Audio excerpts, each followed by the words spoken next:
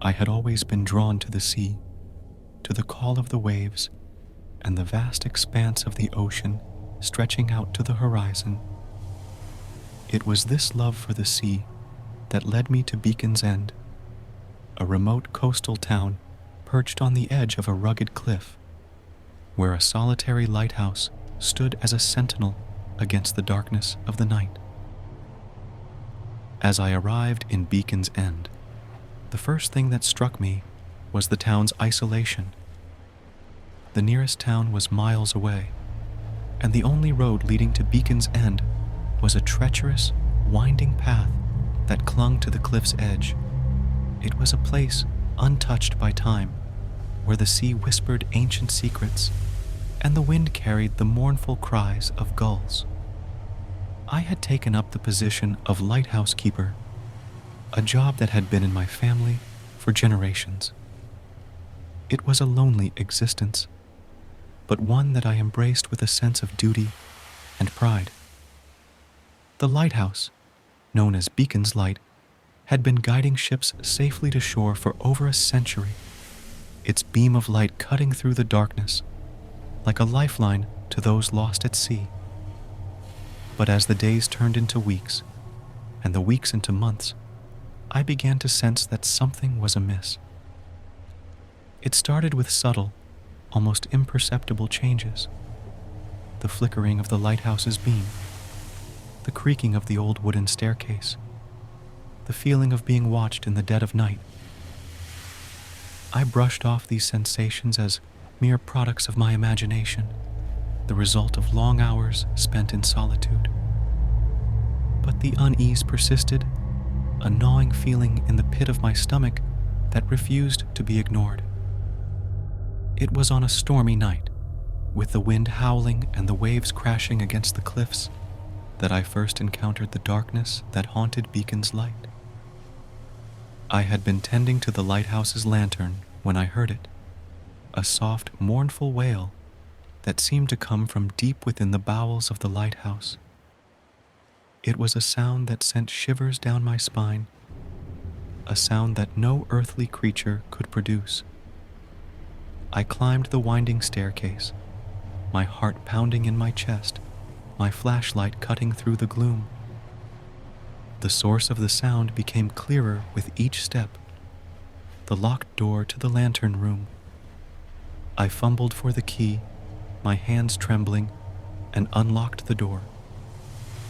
As I stepped into the lantern room, I was met with a sight that froze me in my tracks.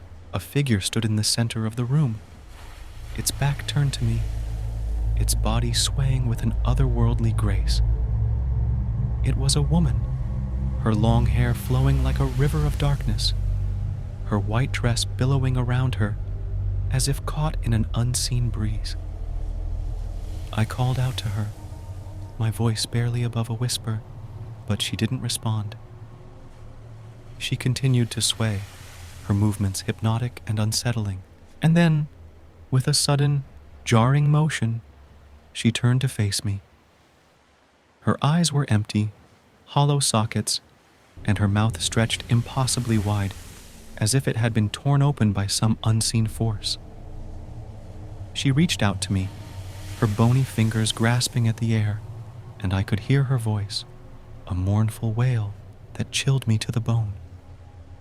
"Help me," she whispered, her voice a haunting echo. "Help me find peace." I should have fled, should have run as far away from that lighthouse as possible, but I couldn't leave her alone in her torment. I reached out to touch her, to offer some small comfort, and as my fingers brushed her cold, lifeless skin, I felt a searing pain shoot through my body. And then, just as suddenly as she had appeared, the lantern room was empty, and the woman was gone. I was left alone in the darkness, my body racked with pain, my mind filled with unspeakable horror. I stumbled out of the lantern room, my senses reeling, and I knew that I had glimpsed something beyond human understanding, something that should have remained hidden in the depths of the night. But the horrors of that night were not over. As I descended the staircase, I heard the whispers, the soft, eerie murmurs that seemed to emanate from the very walls of the lighthouse. They spoke of tragedy, of lost souls, of a darkness that had taken root in Beacon's End. I knew then that I was not alone in my torment, that the lighthouse held a secret, a dark, malevolent force that had haunted its keepers for generations. I tried to leave Beacon's End, to escape the nightmares that plagued me, but the town would not let me go.